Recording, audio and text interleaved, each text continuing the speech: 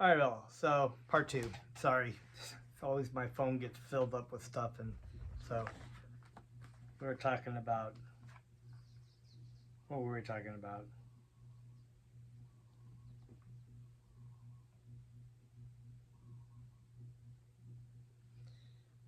One should remain unattached to the material world because the material attachment is meaningless, right? So this is the purpose. Okay, anyway, this is the purpose of the Vaishnava sannyasa. Materialistic sticks to the world for sense gratification, but it's a Vaishnava sannyasi, although not accepting anything for his personal sense gratification, knows the art of utilizing everything for the service of the Lord. That's the basic thing. This idea of the money, right? We've talked about the money. The materialist finds the money, walks the other way. The renunciate, so-called renunciate, sees the money, walks, or no, the materialist sees the money, grabs it, runs away. The so-called renunciate sees it as evil, an attachment, so he walks the other way, and then the devotee sees it as Krishna's energy and utilizes it in service of Krishna. So everything can be used in the service of Krishna. Srila Rupa Goswami has therefore criticized the Mayavadi sannyasis with the second formula.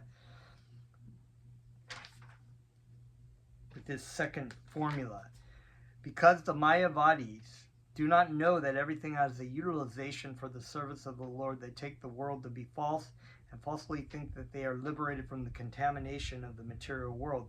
Since everything is an expansion of the energy of the Supreme Lord, the expansions are as real as the Supreme Lord is. That the cosmic world is only temporarily manifested does not mean that it is false or that the source of its manifestation is false. Since the source of its manifestation is truth, just checking that, the manifestation is also truth, but one must know how to utilize it. The example of the earthen pot may be cited again. The earthen pot produced from the whole earth is temporary, but when used for a proper purpose, the earthen pot is not false. The Vaishnava philosophers know how to utilize the temporary construction of this material world, just as a sane man knows how to utilize the temporary construction of the earthen pot. When the earthen pot is used for the wrong purpose, that is false. So it's like, if you're trying to,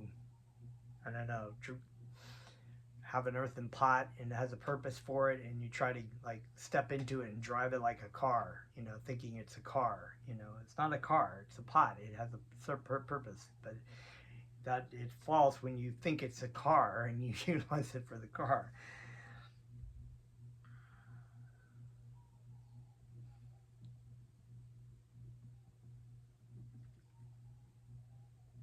That the cosmic world is only temporarily manifested. Oh, sorry to read that. When the earthen pot is used for the wrong purpose, that is false.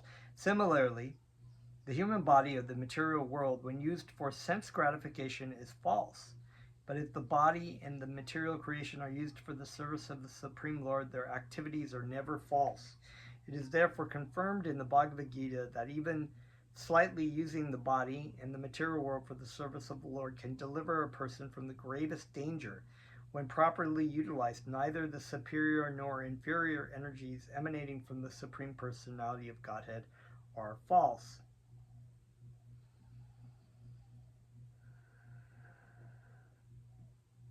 Yeah, it's so true that it's not false if you're utilizing it for the proper purpose of understanding what its reasons, what purpose that you have there for it.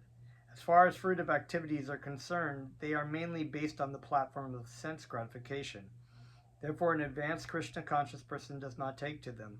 The result of fruitive activities can elevate one to the higher planetary system, but as it is said in the Bhagavad Gita, foolish persons, after exhausting the results of their pious activities in the heavenly kingdom, come back again to this lower planetary system and then again try to go to the higher planetary system. This is yo-yo going up and down, It's like, okay, I've gone and enjoyed up there, and I go down, and now I've got to do pious activities to go back to their only profit is to take the trouble of going and coming back, just as present many materialist scientists are spoiling their time by trying to go to the moon planet and again coming back.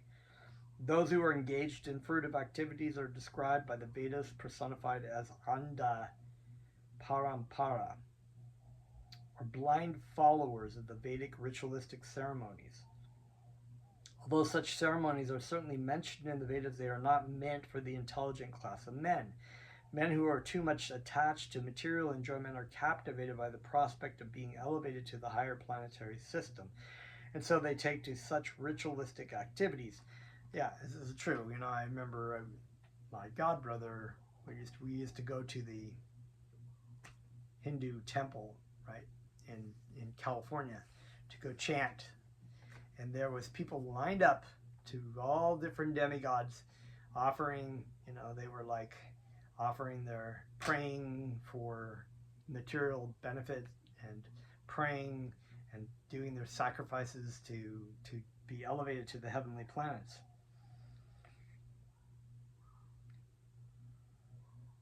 But persons who are intelligent, who have taken shelter of a bona fide spiritual master and are to see things as they are, do not take to fruitive activities, but engage themselves in the transcendental loving service of the Lord. Persons who are not devotees take to the Vedic ritualistic ceremonies for materialistic reasons, and then they are bewildered. A vivid example may be given. An intelligent person possessing $1 million in currency notes does not hold the money without using it, even though he knows perfectly well that the currency notes in themselves are nothing but paper. When one has $1 million in currency notes, he is actually holding only a huge bunch of papers. But if he utilizes it for a purpose, then he benefits. Yeah, I always kind of tripped out about that, to think that like money is just paper and metal.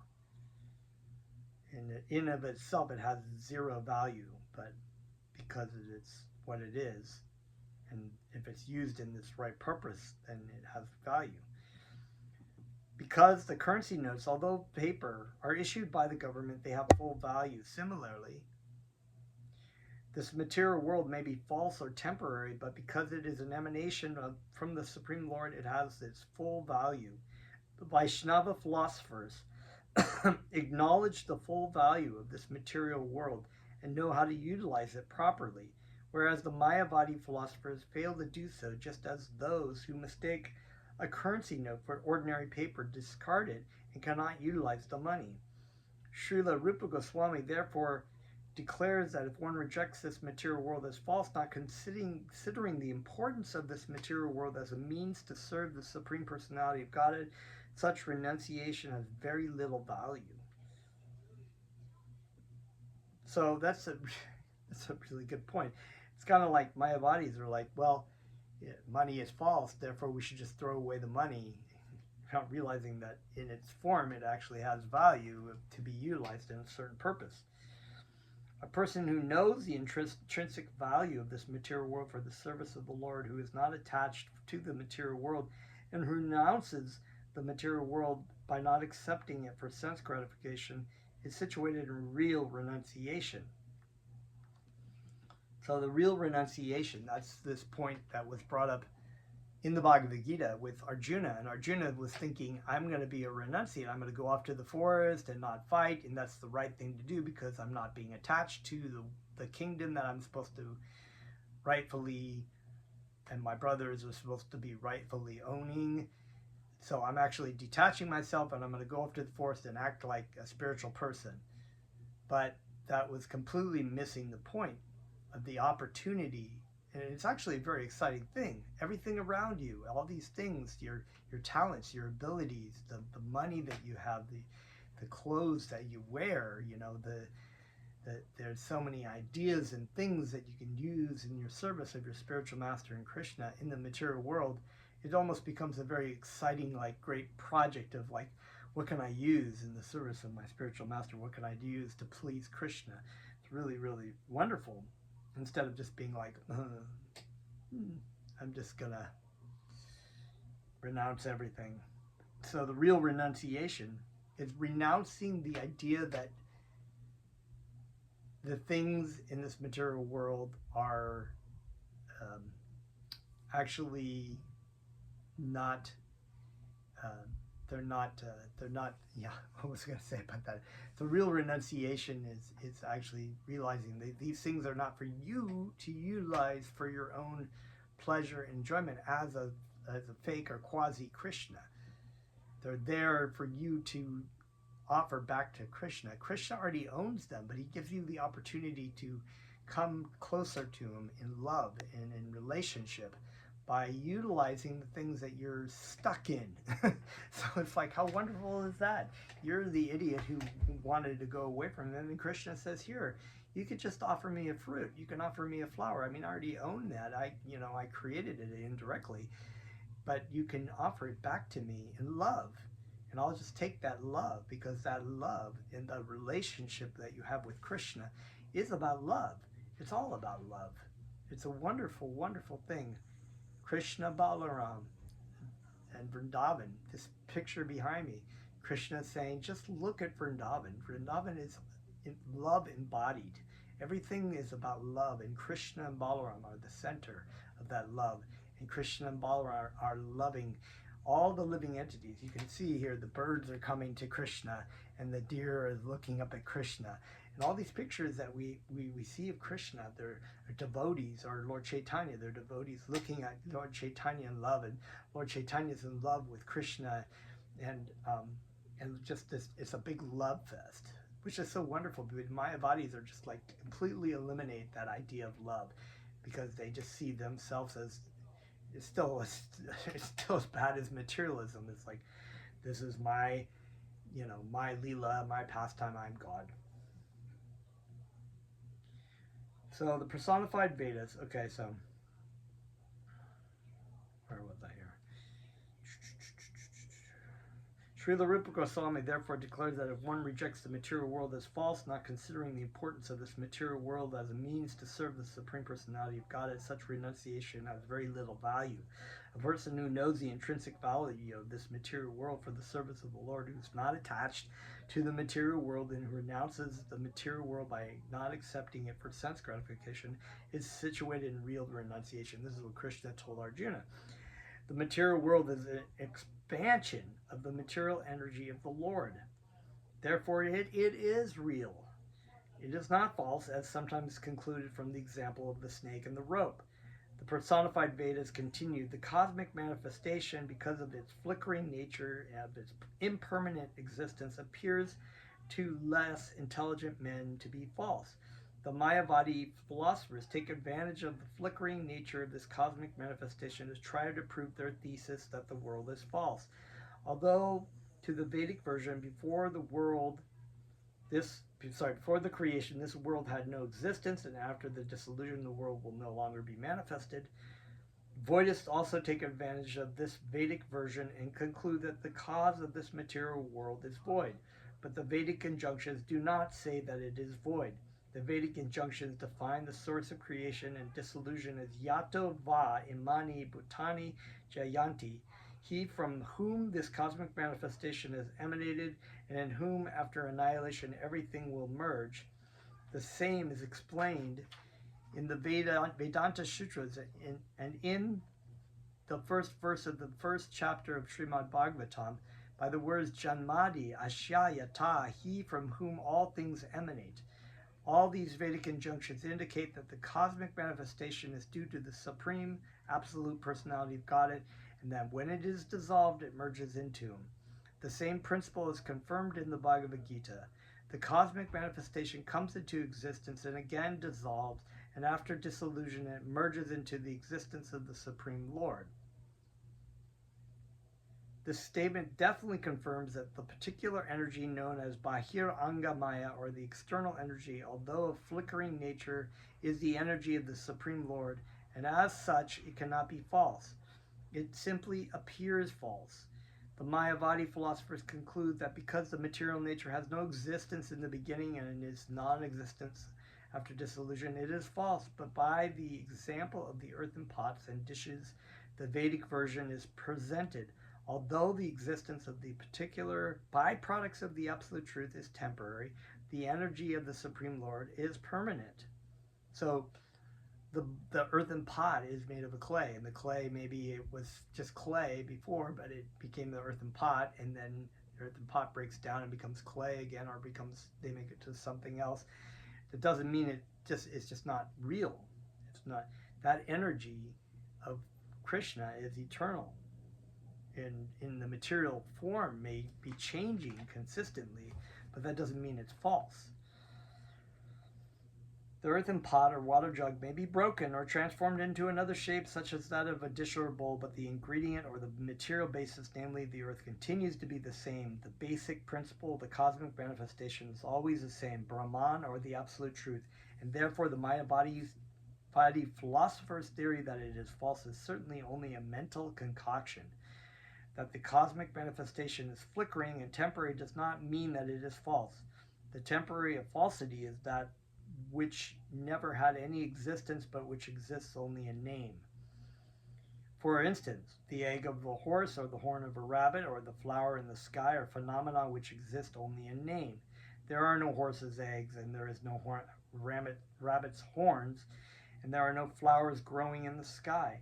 There are many things which exist in name or imagination, but actually have no factual manifestation. So this is happening all the time with creation of like stories, and there is no real existence like of Harry Potter, or they're just creations from a story, or sometimes analogies written in poetry. There's no reality in them. There is no rabbit in Alice in Wonderland, but it was created by an author, right? Such things may be called false. There are many things which exist in name or imagination but actually have no factual manifestation. Such things may be called false, but the Vaishnava cannot take this material world to be false simply because of its temporary nature, its manifesting and again dissolving. The personified Vedas continue by saying that the supersoul and the individual soul, or Paramatma and Jivatma, cannot be equal in any circumstances, and although both of them sit within the same body, like two birds sitting on the same tree. As declared in the Vedas, these two birds, although sitting as friends, are not equal. One is simply a witness. This bird is the Paramatma, or supersoul, and the other bird is eating the fruit of the tree. That is Jivatma. And where there is cosmic manifestation, the Jivatma, or the individual soul, appears in the creation in different forms according to his previous fruitive activities. And due to his long forgetfulness of real existence, he identifies himself with a particular form awarded to him by the laws of material nature. After assuming a material form, he is subjected to the three material modes of nature and acts accordingly to continue his existence in the material world. And the power of the material energy to make you think that is your life, this is real, this is, it's real, but it's not real. It's like almost like a dream. You dream you're a different character, or sometimes actors take on different forms in plays and movies. But that's not really who they are. But this is the power.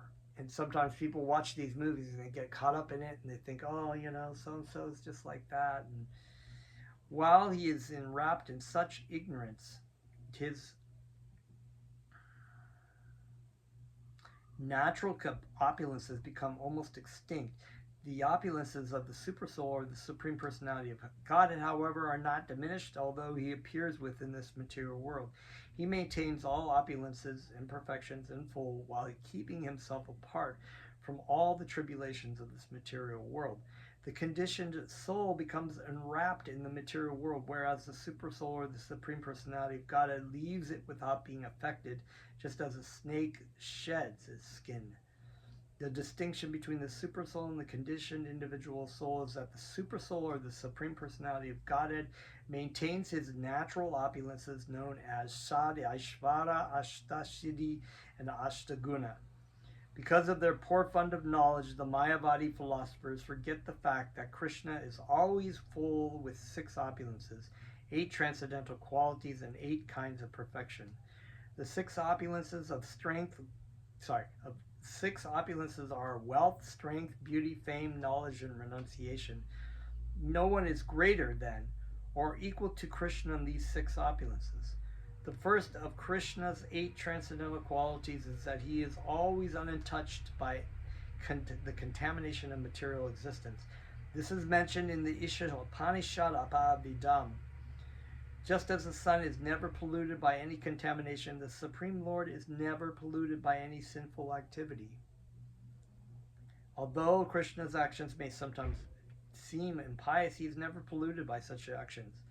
The second transcendental quality is that Krishna never dies. In the Bhagavad Gita, 4th chapter, he informs Arjuna that both he and Arjuna had many appearances in this material world, but that he alone remembers all such activities, past, present, and future. So he talks about this in the chapter about teaching the Bhagavad Gita to the sun god, the Vivishwan, and that Arjuna was present in a previous life, but Arjuna didn't remember, but Krishna remembers. This means that he never dies. Forgetfulness is due to death. As we die, we change our bodies and forget. Krishna, however, is never forgetful. How can he remember everything that has happened in the past? Otherwise, how could he remember that he first taught the yoga system of the Bhagavad Gita to the sun god Vivishwan?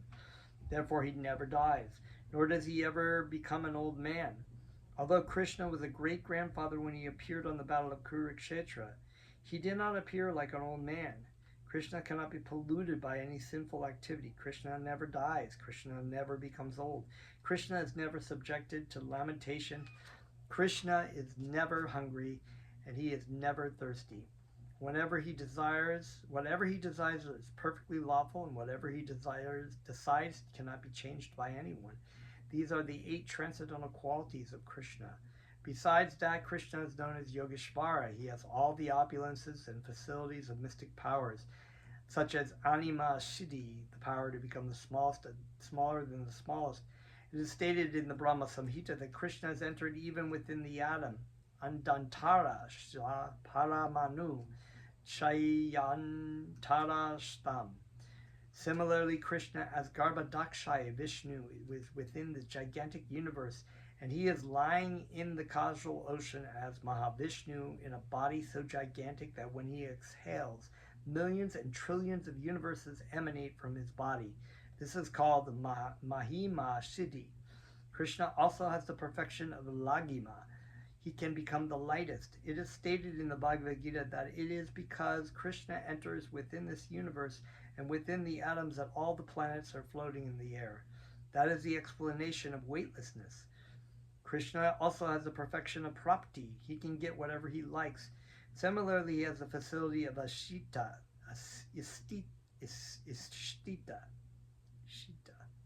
controlling power. He is called the supreme controller, Parameshvara. In addition, Krishna can bring anyone under his influence. This is called Vashita. So, mind-blowing. Actually, Krishna has inconceivable energies, right? In this way, Krishna is endowed with all opulences, transcendental qualities, and mystic powers. No ordinary living being can compare to him. Therefore, the Mayavadi's theories that the supersoul and the individual soul are equal is only a misconception. The conclusion is, therefore, that Krishna is worshipable and that all other living entities are simply his servants. This understanding is called self-realization. So self-realization is not just understanding Aham Brahmasmi, I am the spirit soul, but also understanding that I am a child of God and that my eternal servant, my eternal function is to render loving service to Krishna. Any other realization of oneself beyond this relationship of eternal servitorship to Krishna is impelled by Maya. It is said, and that's what Arjuna was under Maya. The Bhagavad Gita is the thesis, and this sentence is a conclusion of what the Bhagavad Gita is. Any other realization of oneself beyond this relationship, the relationship of love to the Supreme Personality of Godhead, of eternal servitorship to Krishna, is impelled by Maya. It is said that the last snare of Maya is her dictation to the living entity to try to become equal to the Supreme Personality of Godhead. The Mayavadi philosopher claims to be equal to God, but he cannot reply to the question of why he has fallen into the material entanglement. So these people in these yogis engaging in processes to become a Mayavadi with this idea, it's not like they're crass materialists. They're very renounced. They're following spiritual paths. They're following all the rules and regulations of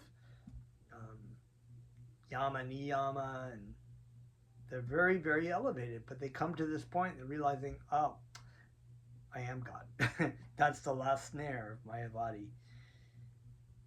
Maya. That's why it's called Mayavadi, because Mayavadi is higher than Maya is higher than Krishna in this case. The Mayavadi philosopher claims to be equal to God, but he cannot reply to the question of why he has fallen into the material entanglement. They don't know what they're talking about. A lot of times they're saying, well, we came to God split himself up into many, many pieces to enjoy his Leela, but then he's suffering and forgotten that he's God, so he has to meditate to try to become God. So it's like, why did he leave in the first place? If he's enjoying his Leela, I mean, how wonderful is that to be suffering and birth, disease, old age, and death in this material world? What a great Leela for you to do. You want to see how it is to die? I mean, the Mayavadi okay, if he is a supreme God, then how is it that he has been overtaken by impious activities and thereby subjected to the tribulations of law of karma? When the Mayavadis are asked about this, they cannot properly answer. So it's basically saying that God is not all-powerful in the first place because he comes under his own laws and is subservient to him. The speculation that one is equal to the Supreme Personality of God is another symptom of sinful life. One cannot take to Krishna consciousness unless one is completely freed from all sinful activities. The very fact that the Mayavadi claims to be one with the Supreme Lord means that he is not yet freed from the reactions of sinful activities. Srimad Bhagavatam says that such persons are avishuddha buddhyaha, which means that they are falsely think themselves liberated and at the same time think themselves equal with the absolute truth. Their intelligence is not purified.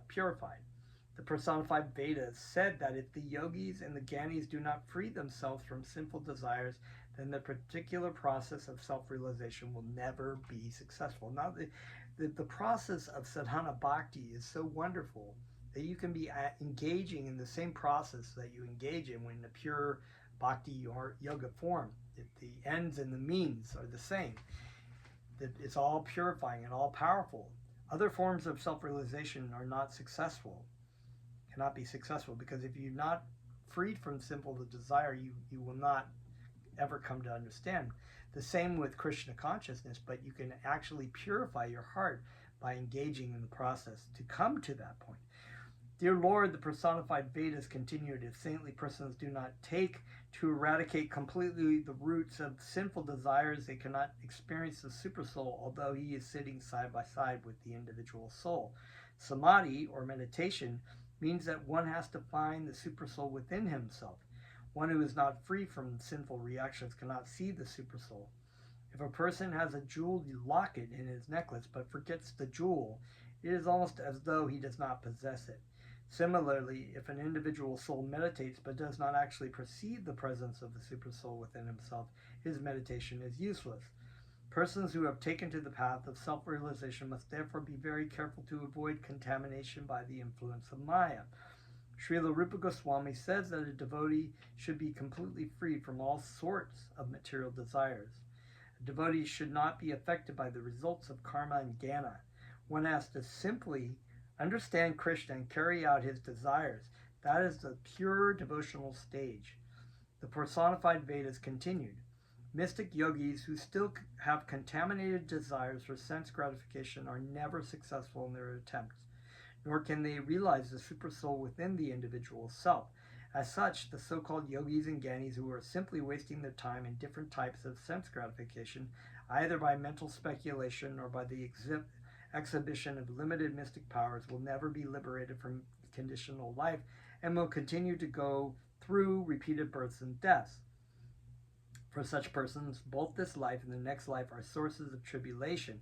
Such sinful persons are already suffering tribulation in this life, and because they are not perfect in their self-realization, they will be plagued with further tribulation in their next life. Despite all endeavors to attain perfection, such yogis contaminated by desires for sense gratification will continue to suffer in this life and in the next.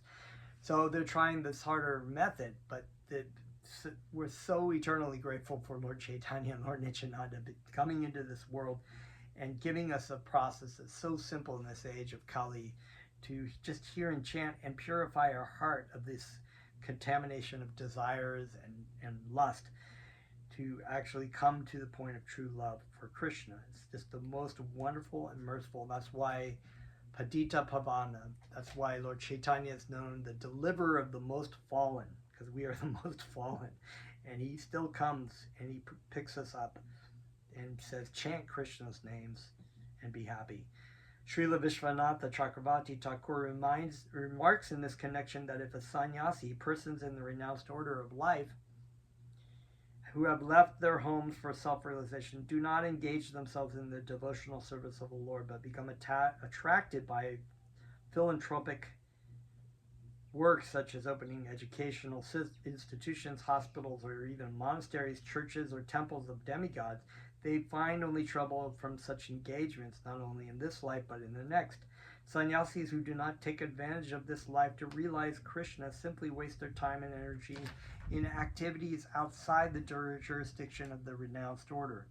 A devotee's attempt to engage his energies in such activities as constructing a Vishnu temple, however, is never wasted. Such engagements are called Krishnartha Akila Chesta, variegated activities performed to please Krishna. A philanthropist opening a school, building, devotees constructing a temple are not on the same level. Although a philanthropist opening an educational institution may be pious activity, it comes under the laws of karma, whereas constructing a temple for Vishnu is devotional service. Devotional service is never within the jurisdiction of the law of karma. As stated in the Bhagavad Gita, Sagunan Samatitya Yaitan Brahma Puyaya Kalpate. Devotees of the personality of God transcend all the reactions of the three modes of material nature and are situated on the transcendental platform of Brahman realization. The devotees are liberated in both this life and the next.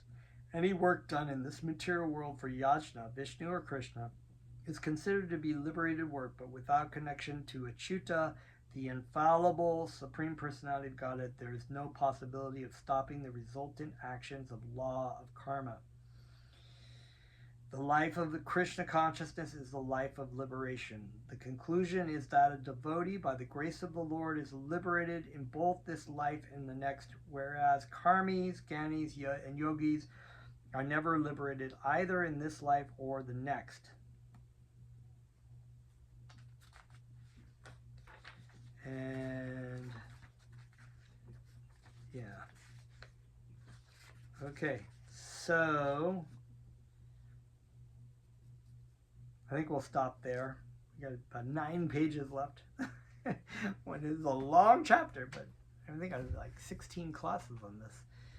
So thank you very much. Let's chant.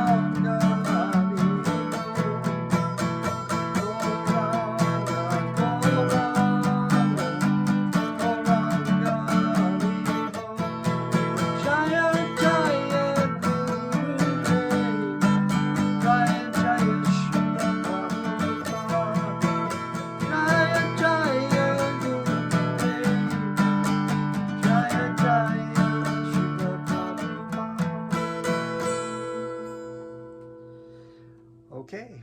Thank you very much. See you next time. Haribo.